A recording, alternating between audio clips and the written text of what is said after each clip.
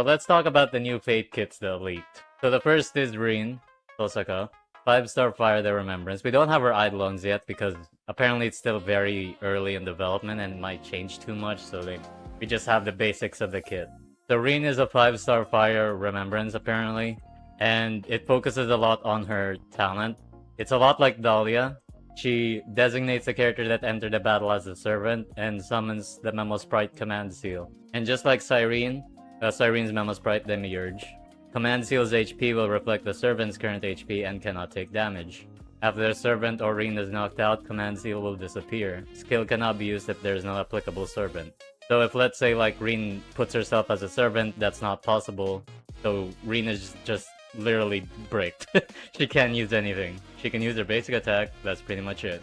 Damage taken by Rin will be redirected to the servant. The servant increases their crit damage, attack, defense, and HP based on blah blah blah percent of Rin's respective stats. So she makes the servant tankier, and she makes it take hits for her. Skill: heals the current servant equal to blah blah blah percent of Rin's HP and increases charge by 40. Revives the servant if knocked out and summons Command Seal. Ultimate: increases Command Seal's charge by 100 points and attacks all enemies. So she attacks. Okay. Memo Sprite talent. This one makes sense first. When the servant uses an ultimate, each point of energy consumed is transformed into charge. Upon reaching 300 points of charge, Command Seal will gain an extra turn.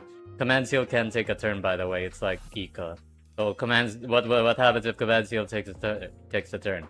Command Seal will immediately refill the servant's ultimate and reduce charge to 0. During this ultimate use, increase original damage dealt by blank percent for 1 turn. If your character has more than 300 max energy points, they will be able to trigger Command Seal every single time they use ult.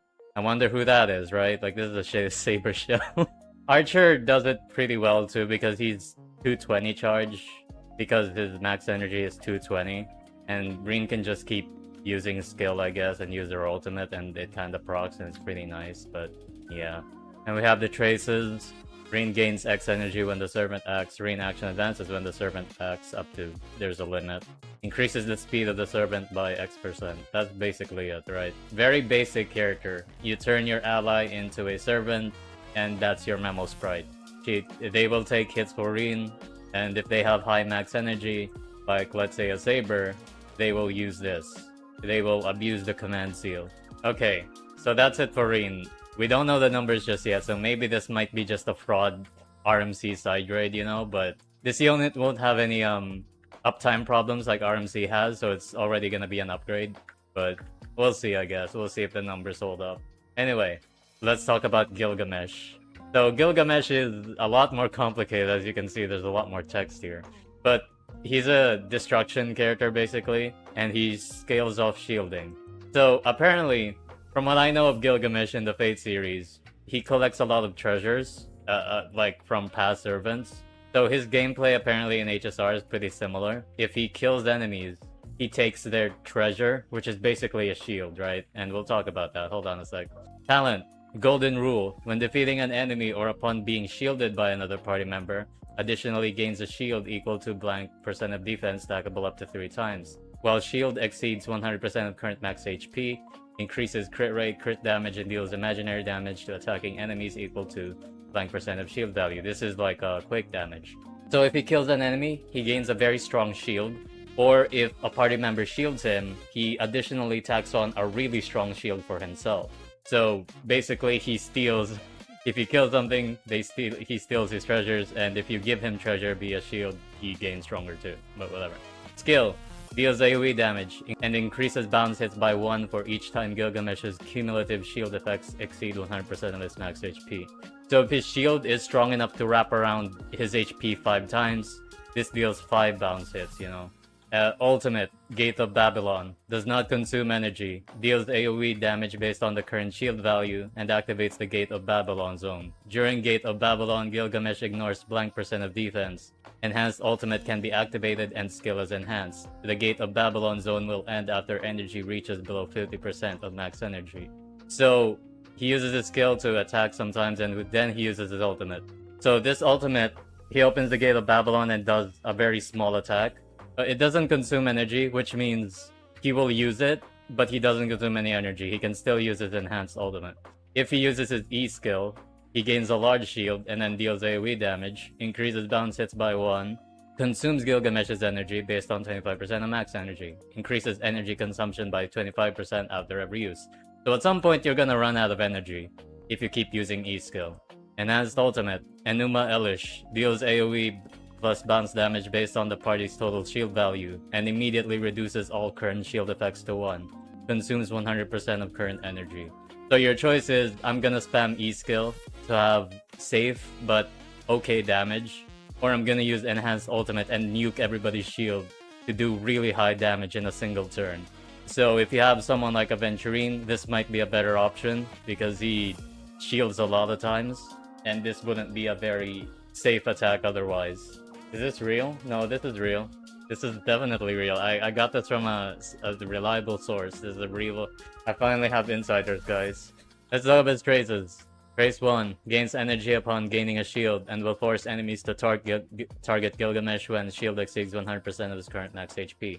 So you don't want to build max HP on this guy. I think he actually... It would make sense if he has the lowest base max HP in the game as a destruction character and just go all in on defense, but whatever. So if you're running someone like Aventurine who shields very frequently, you gain more energy. Number 2, when all of Gilgamesh's shields are broken and Gilgamesh is below 50% of his max HP, Gilgamesh will heal 50% of his max HP once per battle. So this is like a safety net if you use like Enuma Elish and the enemy fucking kills you. At least you have one way to save yourself, at least. At least Gilgamesh is just himself.